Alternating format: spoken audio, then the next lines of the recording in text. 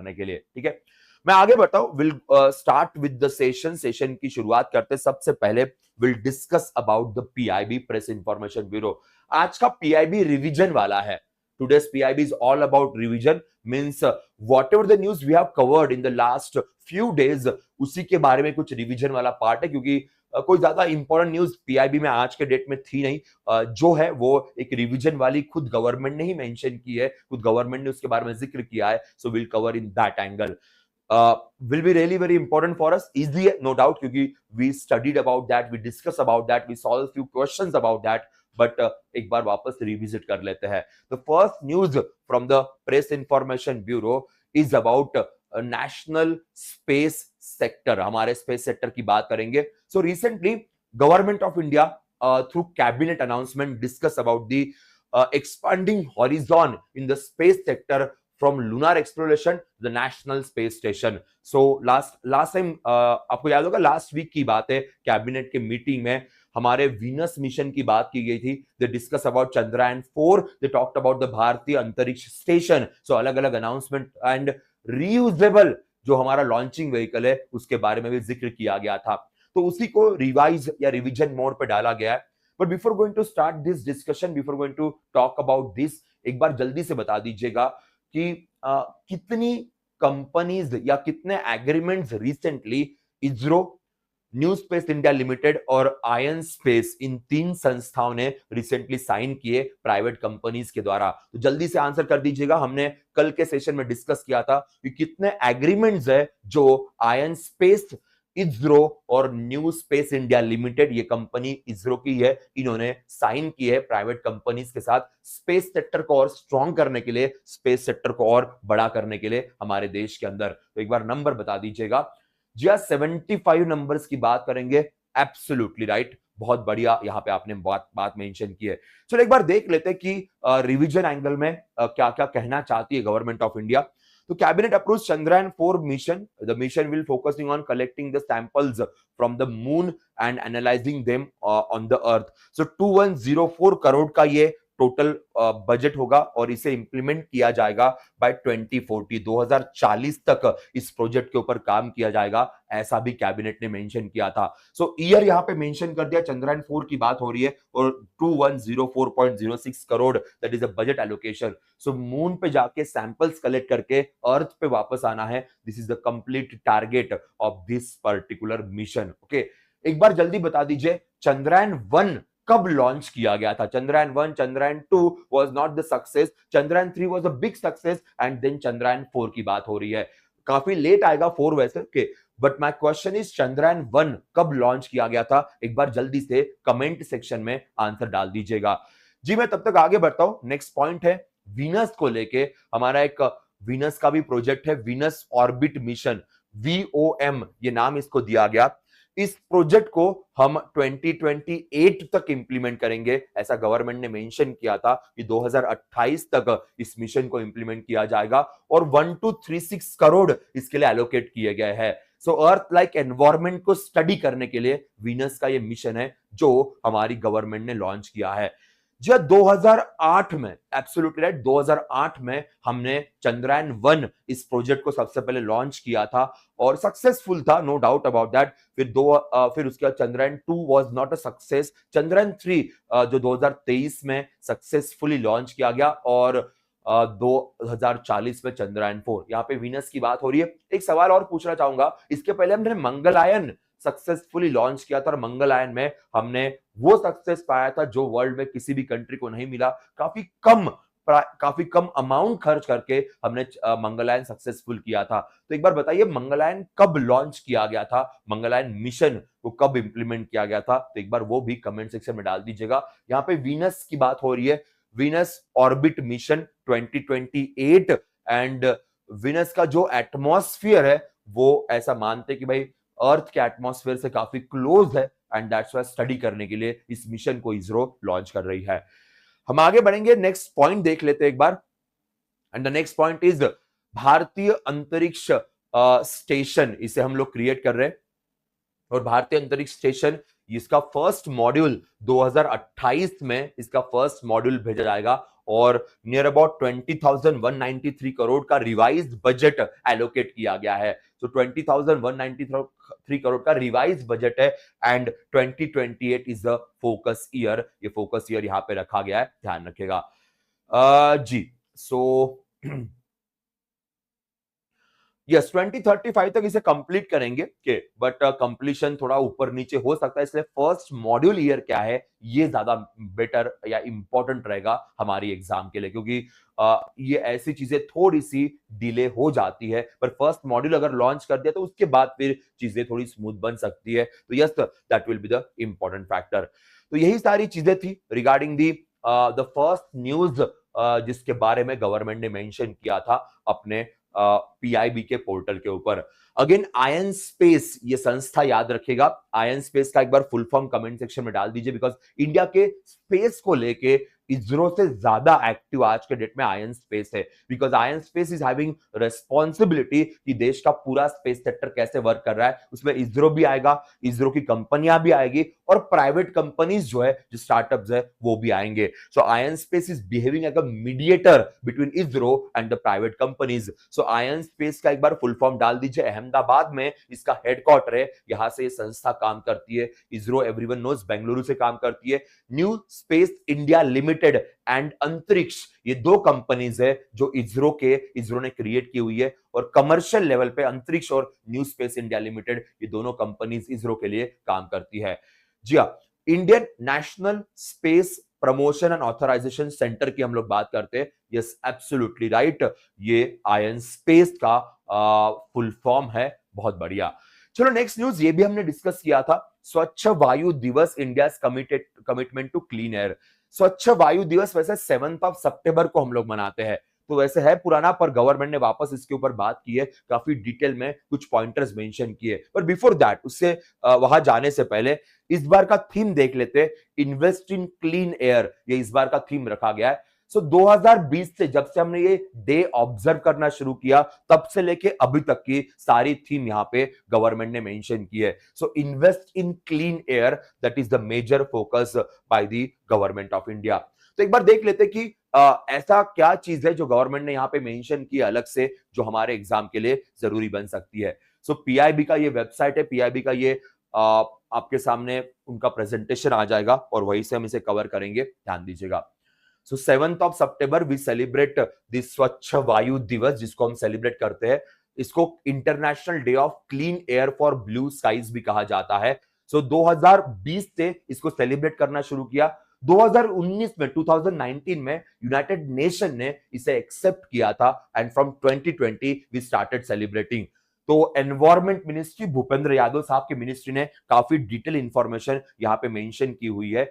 So let's discuss about this. देखिए, इस बार का फंक्शन जो ऑर्गेनाइज किया गया था, इट वाज ऑर्गेनाइज्ड इन राजस्थान। राजस्थान के अंदर फंक्शन ऑर्गेनाइज किया गया था, तो राजस्थान के सीएम भजनलाल शर्मा सर और हमारे environment forest minister Bhupendra Yadav sir इस फंक्शन में प्रेजेंट थे। अब इस फंक्शन के टाइम पे कुछ अवार्ड्स भी दिए गए, अगर आपको याद होगा, स्वच्छ वायु सर्वेक्षण अवार्ड, और स्वच्छ वायु सर्वेक्षण अवार्ड में 3 कैटेगरीज आती है। पॉपुलेशन ओवर 10 लाख, इस फर्स्ट कैटेगरी में सूरत सबसे बेस्ट है, then Jabalpur, then Agra. Then category second, जहां पे पॉपुलेशन 3 to 10 लाख के बीच में, वहां पे फिरोजाबाद, अमरावती एंड झांसी। और कैटेगरी 3, जहां पे पॉपुलेशन 3 लाख से कम है, वहां पे रायबरेली, नालागोंडा एंड नालागढ़। सो ये 3 अलग अलग अवार्ड्स है जो रिसेंटली अनाउंस किए गए थे। अब ना स्टूडेंट के साथ क्या प्रॉब्लम हो रही है, कई बार ना कुछ जगहों पे या कुछ जगह पे वन लाइनर, कुछ जगह पे कुछ क्वेश्चंस के तौर पे डायरेक्टली लिख दिया गया कि कैटेगरी 2 में झांसी को अवार्ड मिला है। तो जब हम पूछते हुए कैटेगरी 2 में सबसे बेस्ट सिटी का अवार्ड किसे मिला है, लोग डायरेक्टली झांसी लिख देते हैं। गलत नहीं है, बट वो 3rd नंबर पे आ रहा है, 1st नंबर पे फिरोजाबाद आ रहा है। जब पूछते कि भाई किसे अवार्ड दिया गया, तो कैटेगरी वाइज पता ही नहीं होता है, और जो बहुत बड़ी गड़बड़ क्रिएट कर सकता है एग्जाम के लिए। एग्जामिनर बहुत प्रिसाइज होता है, और हम जब पढ़ते हैं तो हम सिर्फ एमसीक्यू के भरोसे जा रहे हैं, हम शायद किसी एमसीक्यू को हमने रट लिया है, ऐसा नहीं होना चाहिए। News analysis is really very important and that's why this things you people should know. So again, स्वच्छ वायु सर्वेक्षण अवार्ड्स इस बार राजस्थान में फंक्शन में दिए गए। भजनलाल शर्मा सर वहां पे present as a chief minister of the state, and 7 September Swachh Vayu दिवस इंटरनेशनली मनाया जाता है और इस बार इन्वेस्टमेंट की थीम रखी गई थी। अब ध्यान दीजिएगा, अब यहां पे बात करेंगे जो बहुत जरूरी है एग्जाम के लिए। हमारे पास नेशनल क्लीन एयर प्रोग्राम है, नेशनल क्लीन एयर प्रोग्राम। इस प्रोग्राम की शुरुआत जो है 2019 में की गई, 2019 में। This question was asked in the banking exam, इसके पहले भी पूछ चुके हैं, क्योंकि इंडिया में एयर पोल्यूशन का प्रॉब्लम बहुत ज्यादा है। वर्ल्ड की सबसे ज्यादा मोस्ट एयर पोल्यूटेड सिटीज हमारे देश में है। दैट्स व्हाई ये प्रोग्राम 2019 में लॉन्च किया गया, तो इसके अराउंड क्वेश्चंस भी एग्जाम में बनते हैं। A flagship initiative address the pervasive issue of air pollution across the 131 cities in 24 states by engaging all stakeholders। ये ध्यान रखना, कितनी सिटीज को फोकस किया है, कितने स्टेट्स के अंदर फोकस किया है, ये गवर्नमेंट ने क्लियरली मेंशन किया हुआ है।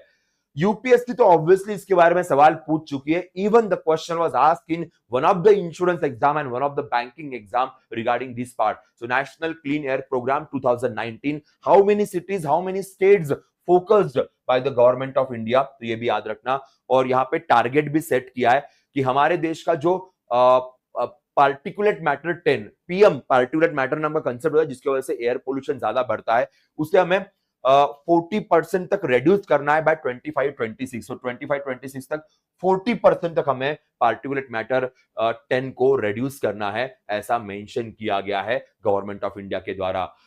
सो अगर हम मेट्रो सिटीज की बात करें, तो मेट्रो सिटीज में पोल्यूशन की बात करते हैं, तो 2023-24 में अगर आप देखोगे, ये जो ग्रीन वाला है ये 2023-24 का है, और जो आपको रेड वाला दिख रहा है या थोड़ा सा पिंकिश दिख रहा है वो 17-18 का है। तो 17-18 में ऑलमोस्ट सारे सिटीज में, सारे बड़े सिटीज में, कोलकाता, हैदराबाद, चेन्नई, पुणे, ग्रेटर मुंबई, बेंगलुरु, सूरत, अहमदाबाद, दिल्ली, सारे बड़े सिटीज है, सब में आपको नंबर ज्यादा दिखाई देगा। पर अगर 2023-24 के देखते हैं तो लगभग सब जगह पे नंबर्स कम है।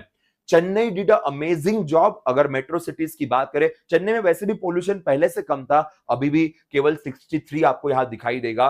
Greater Mumbai did a very good job, 161 पे थे, डायरेक्टली 94 पे आ गए हैं, तो काफी अच्छा यहाँ पे इन्होंने अच्छा काम किया। इवन दिल्ली, जहां पे पोल्यूशन सबसे ज्यादा था, वहां पे भी 208 पे पोल्यूशन आ चुका है, so that's a very proud number. Even Ahmedabad did a very good job, 164 से 198 पे वो लोग आ चुके हैं। So these are the major cities जिनके बारे में यहां जिक्र किया गया। अब ध्यान दीजिएगा, एयर क्वालिटी अंडर एनसीएपी, तो यहाँ पे पूरा नंबर वाइज डेटा है, शहरों का डेटा है, यहाँ पे छोटे बड़े सारे शहर मेंशन किए गए, पर इतना डिटेलिंग फिलहाल करने की जरूरत नहीं पड़ेगी। दूसरा, ये ध्यान दीजिएगा, यहाँ पे सवाल पूछ सकते हैं, प्राण। प्राण का फुल फॉर्म है portal for regulation of air pollution in non attainment cities. ये प्राण नाम का एक नया पोर्टल स्टार्ट किया गया है। फुल फॉर्म के एंगल में क्वेश्चन डेफिनेटली बन सकता है, तो ये भी हमारे लिए जरूरी फैक्टर रहेगा। इसके अलावा गवर्नमेंट ने यहाँ पे अलग अलग योजनाओं की भी इंफॉर्मेशन दी है। स्वच्छ भारत मिशन के अंदर हम क्या क्या करते हैं, urban housing urban affairs ministry की क्या जिम्मेदारी है, ये भी मेंशन किया है। देन अमृत मिशन के अंदर भी हम कुछ एफर्ट्स करते हैं, ये भी मेंशन किया गया है। स्वच्छ वायु सर्वेक्षण, देन नगर वन योजना, एक पेड़ मां के नाम, and some other supportive steps taken by the government of India. So everything is mentioned in this। ये आपके लिए पूरा का पूरा एक ऐसा आर्टिकल है जो जिसमें सारी गवर्नमेंट स्कीम्स एयर पोल्यूशन को लेके, सारी एयर पोल्यूशन की इंफॉर्मेशन इंपॉर्टेंट डे से लेके या कैटेगरीज के या सर्विस तक सब कुछ इसमें मेंशन किया गया है। So those who are preparing for the bigger exams, जहां पे थोड़े बड़े लेवल के सवाल आते हैं, इनके लिए बड़ा अच्छा आर्टिकल है, तो इस आर्टिकल को रखिएगा। मैंने लिंक शेयर कर दी है, लिंक के थ्रू आपको सारी इंफॉर्मेशन मिल जाएगी। तो it's a very beautiful. PIB की वही खासियत है, कुछ ना कुछ दिनों बाद वो वापस अपने न्यूज को रीप्रिंट करते हैं और पूरे डिटेल के साथ रीप्रिंट करते हैं कि अगर कोई एग्जाम के लिए जा रहा होगा और एक बार उसने उसे पढ़ लिया तो एग्जाम में मार्क्स भी बड़े अच्छे आ जाएंगे। और इसे पढ़ने के लिए एट द मैक्स 2 से 3 मिनट लगेंगे, मेरे ख्याल से 2 से 3 मिनट तो आपके पास होंगे। उसके लिए लेथार्जी मत कीजिएगा, क्योंकि जरूरी फैक्टर है। अगर इस न्यूज से एक भी क्वेश्चन बन गया ना, एक भी क्वेश्चन बन गया तो भी हमारे लिए बहुत अच्छा हो जाएगा। सो ये एक इंपॉर्टेंट फैक्टर ध्यान रखिएगा। चलो, तो ये था हमारा स्वच्छ वायु दिवस और उसके बारे में इंडिया के कमिटमेंट और इंडिया के एफर्ट्स को लेके जो हमारी मिनिस्ट्री ने बात की है। मैंने कुछ फोटोज डाल के रखे हुए, अब आगे बढ़ते हैं। National Center for Good Governance commences the 6th training program on public policy and governance for civil servants of the Kingdom of Cambodia. Now आपको पता होगा गवर्नमेंट ऑफ इंडिया के ऐसे बहुत सारे कंट्रीज के साथ एग्रीमेंट है जिन कंट्रीज के सिविल सर्वेंट्स को इंडिया में ट्रेनिंग दी जाती है। अब ये ट्रेनिंग एग्जैक्टली देता कौन है? तो यहां पे नाम लिखा है national Centre for Good governance, ये नाम की संस्था है। मसूरी, मसूरी में आपको पता होगा कि आईएएस ऑफिसर्स का ट्रेनिंग इंस्टीट्यूशन है। लबासना, लाल बहादुर शास्त्री जी के नाम पे इसे क्रिएट किया गया है। सो वहीं पे ये संस्था काम करती है। तो अलग अलग कंट्रीज के सिविल सर्वेंट्स को हम ट्रेनिंग देते हैं, हम उनसे कुछ कोर्सेज करवाते हैं। यहां पे कंबोडिया की बात हो रही है। सो कंबोडिया की नई बैच आई, तो टोटल अभी तक कंबोडिया को ये 6वां ट्रेनिंग था जो हमने कंबोडिया के लिए रखा था।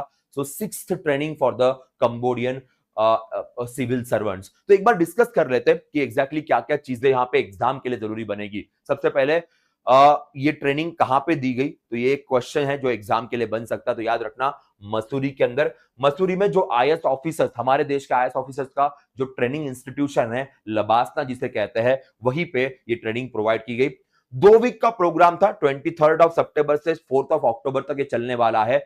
ऑफ कोर्स यहाँ पे national Centre for Good governance in association with ministry of external affairs, Jaishankar साहब की मिनिस्ट्री भी यहां पे रोल प्ले करेगी। चलो इसके बारे में बता देता हूं मैं आपको। National Centre for Good governance comes under the department of आपको बताओ पर्सोनल, पेंशन, पब्लिक ग्रीवेंसेस नाम का डिपार्टमेंट आपको पता होगा। डॉक्टर जितेंद्र सिंह सर उस मिनिस्ट्री के मिनिस्टर है, उन्हीं के अंडर ये संस्था काम करती है। तो उनकी ministry that is personal, public grievances and the pension and ministry of external affairs, इन्होंने इसे ऑर्गेनाइज किया। तो ये एक इंपॉर्टेंट फैक्टर होगा। कंबोडिया के अलग अलग मिनिस्ट्रीज के रिप्रेजेंटेटिव्स यहाँ पे ट्रेनिंग के लिए लाए गए थे, बुलाए गए थे, और जिनको ये ट्रेनिंग प्रोवाइड की गई। अब जैसे मैं कह रहा था कि इंडिया केवल कंबोडिया को ट्रेनिंग नहीं प्रोवाइड करता, इंडिया ट्रेनिंग प्रोवाइड करता है। नंबर्स ऑफिशियल है, 33 कंट्रीज है जिनके अलग अलग सिविल सर्वेंट्स को हम लोग ट्रेनिंग प्रोवाइड करते हैं। लास्ट टाइम बांग्लादेश की न्यूज हमने डिस्कस की थी, अगर आपको याद होगा, इसी साल के शुरुआत में। उस न्यूज के तुरंत बाद फिर बांग्लादेश में हलचल सी मच गई थी, तो सब भूल गए। सो नियर अबाउट 33 कंट्रीज है। ये नंबर ऑफिशियली गवर्नमेंट के वेबसाइट पे लिखा है, पीआईबी के अंदर ये नंबर मेंशन किया गया है कि कितने कंट्रीज के सिविल सर्वेंट्स को हम इंडिया के अंदर ट्रेनिंग प्रोवाइड करते हैं। तो नंबर यहां लिखा है, कुछ कंट्रीज के नाम भी यहां पे मेंशन किए गए, तो एक बार गो थ्रू जरूर कर लीजिएगा। नाउ कंबोडिया की बात करते हैं। Cambodia obviously south east Asian country है इंडिया, और आप देख सकते हो बे ऑफ बंगाल के इस साइड में आपको कंबोडिया दिखाई देगा, थाईलैंड के जस्ट नीचे, साउथ चाइना सी के पास में कंट्री आती है, बड़ी इंपॉर्टेंट कंट्री है। This is the Asian country, association of south east Asian nation country है, और एशियन कंट्रीज के साथ हमारे रिलेशन तो हमेशा से अच्छे ही है। Now Cambodia, the capital is Phnom Penh, is the capital, riel is the currency. So ये 2 पॉइंटर इसके स्टैटिक एंगल में। National Centre for Good Governance 2014 में बनाया गया। वी श्रीनिवास सर फिलहाल इसके डायरेक्टर जनरल है, और जैसे मैं कह रहा था ministry of personal, public grievances and pension, इस मिनिस्ट्री के अंडर ये संस्था काम करती है। तो स्टैटिक इंफॉर्मेशन भी आपके लिए हो गई जो एग्जाम के लिए जरूरी है, इंपॉर्टेंट है। ठीक है, तो ये हो गया हमारा बेसिक पार्ट जो एग्जाम के लिए इंपॉर्टेंट था। आगे बढ़ते हैं, will go to the next news. Yes guys, this all about the PIB. ये सारी चीजें पीआईबी के लिए थी, प्रेस इंफॉर्मेशन ब्यूरो वाली थी एग्जाम के लिए। Now we already started with the RBI grade B foundation batch, जिसको लक्ष्य बैच कहते हैं। तो next year RBI grade B के लिए जो भी फोकस कर रहा होगा उनके लिए बड़ी अच्छी बैच होगी। We are discussing everything in detail in this batch. इस बैच में इंग्लिश भी है, हिंदी इंग्लिश, और एक बैच डेडिकेटेडली इंग्लिश के एंगल में भी क्रिएट की गई है। तो आप दोनों में से किसी भी बैच में ज्वाइन कर सकते हो। हमारे फैकल्टी सारे आपको यहां दिखाई देंगे जो लक्ष्य बैच में आपको गाइड कर रहे हैं। इस बैच में ज्वाइन करने के लिए फिलहाल एक ऑफर स्टार्ट हो गई है। इस ऑफर के बारे में एक्चुअली मुझे आपको जानकारी देनी थी। This is the coupon code RBI special. इस कूपन कोड का अगर आप यूज करते हो तो ये पूरी 1 साल की फाउंडेशन बैच 7499 के अंदर आपको मिल जाएगी। इसमें ईएमआई भी है, 3 इंस्टॉलमेंट्स की भी फैसिलिटी आपके पास रह सकती है। तो ये भी एक आप ध्यान रखिएगा। If you want to share with your friends, so do share and tell them कि इस बैच की